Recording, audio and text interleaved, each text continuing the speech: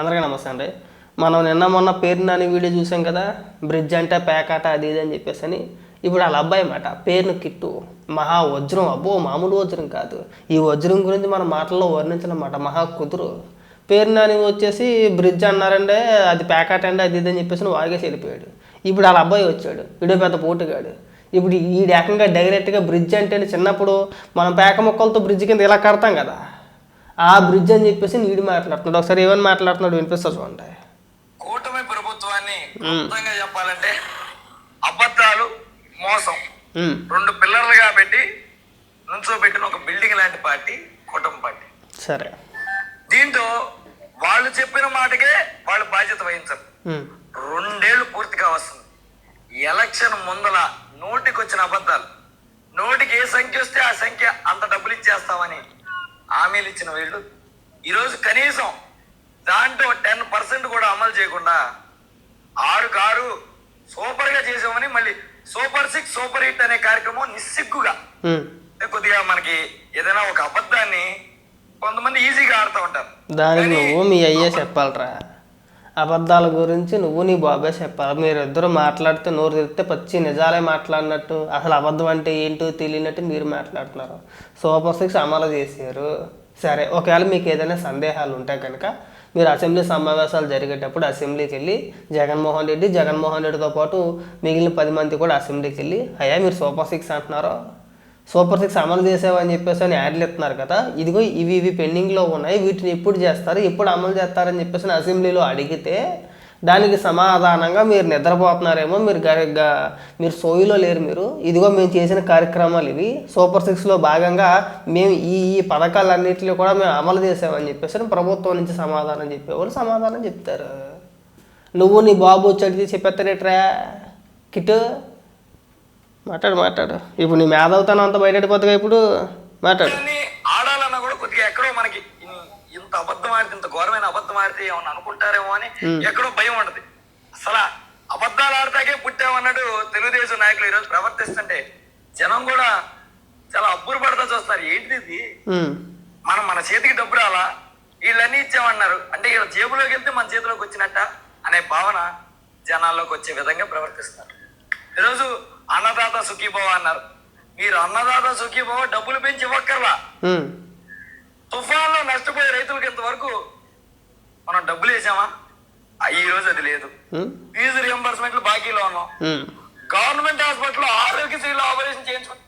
Fee reimbursement మొన్నే ఇచ్చారు. పిచ్చినా కూడా 600 కోట్లు 700 కోట్లు మొన్నే రిలీజ్ చేశారు. మహా అయితే ఒక 10 రోజులు 15 రోజులు అవుతుందేమో, తెరమోసి 10-15 రోజులు అవుతుంది. మనకి అవన్నీ ఏమీ తెలియవు. ఏదో ఊరికే 4 గొట్టాలు ఉన్నాయి, మన మూర్తి దగ్గర 4 గొట్టాలు ఉన్నాయి, ఏది పడితే అది అడ్డగోలుగా మాట్లాడితే సరిపోతులే అని చెప్పేసి ఓ భ్రమలో బతికేస్తున్నాడు. అంతే, ఈడిదో లోకం మాట, సపరేట్ లోకం వీడితే. మాట్లాడు.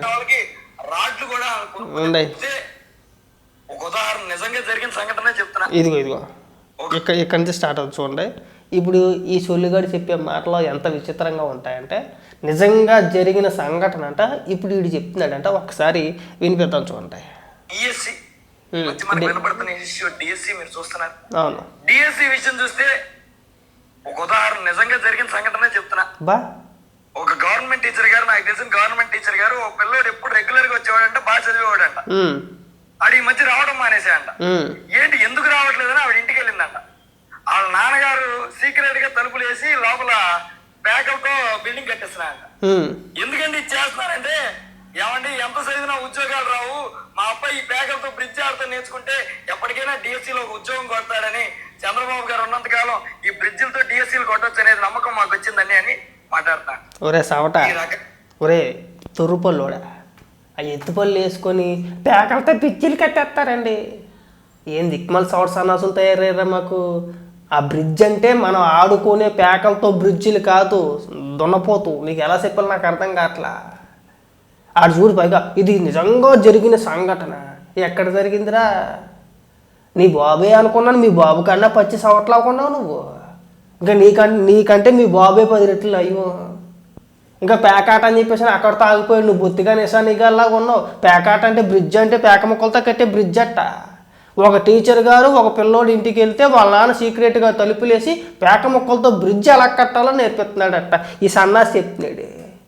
ఇందుకు కాదురా రాష్ట్రం తగలబడిపోయింది, రాష్ట్రాన్ని సర్వనాశనం చేసింది. ఈ బ్రిడ్జ్ అంటే సన్నాసి పేక ముక్కలతో కట్టేది కాదు, మన పేక ముక్కలతో ఆడుకునే బ్రిడ్జి కాదురా, దిక్కుమాలి చవట సన్నాసి. ఆసియా క్రీడల్లో గుర్తింపబడిన క్రీడ, అదొక మైండ్ స్పోర్టు, మనకు తెలిసి సావదు, కేంద్ర ప్రభుత్వం గుర్తించింది. ఆసియా క్రీడల్లో భారతదేశానికి ఈ బ్రిడ్జ్ గేమ్లో ఇండియాకి పథకాలు కూడా వచ్చినాయి. సవట సన్నాసి తెలుసుకొని చెప్తే మనకు పేక ముక్కలతో కట్టే బ్రిడ్జికి కేంద్ర ప్రభుత్వం గుర్తించిన గేమ్కి తేడా తెలుసుద్ది. సొల్లిగాడి పక్క ఈడు బాబు కంటే ఎక్కువ సొల్లిగాడి ఈడు. పేక ముక్కలతో బ్రిడ్జి కట్టేస్తారంటే అలాగా. ఏం సవటలు తయారయ్యారండి రాష్ట్రానికి, మా దరిద్రానికి, మా కర్మకి. మీ ఎంత సవట సన్నాసులు ఇంక భూప్రపంచంలో ఎక్కడ మేము చూసుండం మేము. ప్రతి దానిపైన అవగాహన ఉండదు మనకి. అవహేళన ఎక్కిరించేయాలి.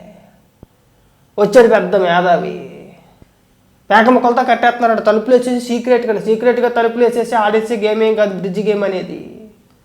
భారత ప్రభుత్వం గుర్తించిన గేమే, బహిరంగంగానే ఆడతారు. అదొక ఆల్మోస్ట్ ఇంచుమించుగా ఒక చెస్ లాంటిది. దానికి కూడా వ్యూహబలం, బుద్ధిబలం అన్నీ ఉండాలి. నలుగురు ఉంటారు, ఇద్దరిద్దరుగా విడిపోతారు, 2 టీములుగా. చూసి తగలడే, కావాలంటే గూగుల్లో కొట్టు, అడుగు, మనకు కొద్ది అవగాహన వచ్చింది. ఆ పేరునాని దయచేసి మాకు ఒక రిక్వెస్ట్ ఏంటంటే, ఈయన ఎప్పుడు కూడా ప్రస్తుతం మాట్లాడవచ్చు. మాకు నీకున్న పరుగు పోతుంది. అన్నీ కట్ట సవట్లా కొన్నాడు. బొత్తుగా నిజాన్ని కానీ తీసుకొచ్చు రాజకీయాల్లోకి. బాబు ఈయనేనా అని అమెరికా పోమన్నదే ఈయనే అనుకుంటా. మొన్న ప్రెస్ మీట్లో మాట్లాడుతూ నేను అమెరికా వెళ్ళిపోరా బాబు, ఉద్యోగం చేసుకోరా బాబు అన్నాను. అబ్బాయి ఆడు వెళ్ళలేదు, నేను ఇక్కడ రాజకీయాల్లో ఏలిటికి గెలికేస్తాను, శుభ్రంగా తిప్పేస్తాను, కళేస్తాను, ఇంకా నేను గెలికేసిందని అవసరం నువ్వు చూడలేదు ఇంకా అని చెప్పేసి అన్నాడని చెప్పేసి నువ్వు మొన్ననా అని బాధపడింది. మొన్ననా ఇది ఈ సన్నాసుని అమెరికా పంపితే అక్కడ ఉద్యోగం ఇచ్చేస్తారు. వీడికి ఈ తెలివితేటలతో అడిగి బ్రిడ్జ్ గేమ్కి ప్యాకెట్తో కట్టే బ్రిడ్జికి తేడా తెలియదు. ఈయన అమెరికా పంపించేద్దాం అనుకున్నాం ఈ తెలివితేటలతోటి. ఇంకా నైనా పంపించావు కదా, అమెరికా నాశనం అయిపోయేది ఆ పళ్ళోని. ఈ పళ్ళోని అమెరికా పంపిస్తే అమెరికాను కూడా నాశనం చేస్తాయి వీడికున్న తెలివితేటలతోటి. మా దరిద్రం ఇంకా పెద్ద గొప్ప దరిద్రం అంటే ఏంటి అనుకుంటున్నారా? లాస్ట్ టైం 24 ఎన్నికల్లో ఈ దరిద్రుడు ఎమ్మెల్యే కింద పోటీ చేసి నిశానిగాడు. ఈయన ఎమ్మెల్యే కింద నిలబెట్టారండి. ఈడు అంటున్నానని చెప్పేసి ఏమనుకోమో, నాకన్నా చాలా చిన్నోడు. నేను తక్కువ లెక్క అయితే నాకన్నా 5 ఏళ్ళు చిన్నోడు. అవగాహన లేకపోతే అట్టాగే ఎడుతుందిరా కిట్టు. మీ బాబులా నువ్వు మాట్లాడమాక. నేను చెప్తున్నానుగా, నీకంటే 10 రెట్లు మీ నాన్న నయం. 10 మంది నవ్వుతారని చెప్పేసి కొద్దిగా ఆశ చూసి మాట్లాడతారు అప్పుడప్పుడు. నీకు బొత్తిగా అది కూడా ఇడిచిపెట్టేసావు. ఇంక నువ్వు తలుపులు వేసి సీక్రెట్గానే పేక మొక్కలతో బిజ్జీలు కట్టేస్తున్నారట. ఓల్డ్ అమ్మ జీవితమా? పైగా ఇది నిజంగా జరిగింది. ఎప్పుడు, ఏ సంవత్సరంలో జరిగింది? ఏ సంవత్సరంలో జరిగింది చెప్పబోయ్ పేరుని కిట్టు, నాకు తెలియకడుగుతాను. కొన్ని స్కూల్స్ అయితే ఈ రోజు నుంచి ఓపెన్ అయింది. కొన్ని స్కూల్స్, ప్రైవేట్ స్కూల్స్ అన్నీ కూడా ఈ రోజు నుంచి ఓపెన్ అయింది. కొన్ని ఇంకా ఓపెన్ కాలేదు. 12వ తారీఖు నుంచి ఎప్పటి నుంచో ఓపెన్ అవుతాయి అనుకుంటా కదా. డిఎస్సి ఫలితాలు ఎప్పుడు వదిలేరండి? మొన్నే కదా రీసెంట్గా, ఈ సెలవుల్లో అనుకోపోని ఫలితాలు వచ్చినాయి. ఈ ఇష్యూ ఎప్పుడైతే వచ్చిందో 1 వారం అవుతుంది. వారానికే అప్పుడే స్కూల్స్ ఓపెన్ అయిపోయి అప్పుడే బ్రిడ్జ్ గేమ్ దాకా వెళ్ళిపోయాడు తొర్రపల్లోడా. నాకు అర్థం కావట్లా. అప్పుడే ఇంకా స్కూల్స్ ఏమో ఓపెన్ అవ్వలేదు. ఇంకా సరే, ఇంకా స్కూల్స్ ఇంకా ఓపెన్ అవ్వలే. ఇంకా వీడు అప్పుడే ఇక్కడికి వచ్చేసి ఒక సొల్లు పురాణం ఒకటి తీసుకొచ్చి చెప్పేస్తున్నాడండి. మిమ్మల్ని ఎందుకే దిక్మల్ సౌట్స్ అన్న అసలు అనేది సబ్జెక్ట్ ఉండదు, పాడు ఉండదు. ఎంతసేపు ఏదో రకంగా రాష్ట్రం మీద పడి ఏడవాలి. చంద్రబాబు నాయుడు గారు లేదంటే లోకేష్ గారు ఏదైనా పని చేస్తే దాన్ని వ్యతిరేకించి మాట్లాడాలి. మీ నాన్న ఇచ్చిన స్క్రిప్ట్ లేదంటే మీ బాబు ఏది మాట్లాడితే దాన్ని అట్టుకొని మనం ఇక్కడ ఏలాడాలి. అంతేనా? పనికొచ్చే మాటలు మాట్లాడు సన్నాసి. పనికిరాని అంశాల గురించి మనం ఏది పడితే అడ్డంగా వాక్కూడదు. ఇది నిశానితనం అంటారు, దిక్మాలతనం అంటారు, పోరంబోకతనం అంటారు. పైగా మా దరిద్రానికి ఇంకా నిన్ను రాజకీయ నాయకుని చేయాలని చెప్పేసి మీ నాన్న విశ్వ ప్రయత్నాలు చేస్తున్నాడు. నీ దగ్గర ఇంకా పిల్లోడు బుద్ధులు పోలేదు. ఇంకా నువ్వు ఎక్కడో ఆగిపోయావు. అందరూ నీ వయసుకు వచ్చేటప్పటికి చాలా వరకు మెచ్యూరిటీ వచ్చేస్తుంది, కానీ నీకు ఇంకా రాలా. నువ్వు ఇంకా అంత పెద్దోడు అవ్వలేదు. ఇంకా నువ్వు ఇన్స్టాలోనో లేదంటే టిక్టాక్లోనో రీల్స్ చేయడం వరకు అయితే ఓకే. అంతకు మించి నువ్వు ఎమ్మెల్యేగా కానీ లేదంటే వార్డు మెంబర్గా కానీ వీటికి దేనికి పనిచేయవు. నువ్వు ఎమ్మెల్యే కదా, వార్డు మెంబర్ కూడా పనిచేయవు నువ్వు అయితే. అంత అవగాహన రాహిత్యం నీ దగ్గర. ఇంకెప్పుడు కూడా ఇలాంటి పిచ్చి పిచ్చి మాటలు మాట్లాడమాక. ఫస్ట్ సబ్జెక్ట్ తెలియకపోతే తెలుసుకొని మాట్లాడు, అడగోలుగా మాట్లాడమాకండి. ఎట్ట పడితే అట్ట వాదిస్తే ఎగిరిపప్పులు అయిపోతారు. ఇది బాగా గుర్తుపెట్టుకుంటే బాగుంటుంది.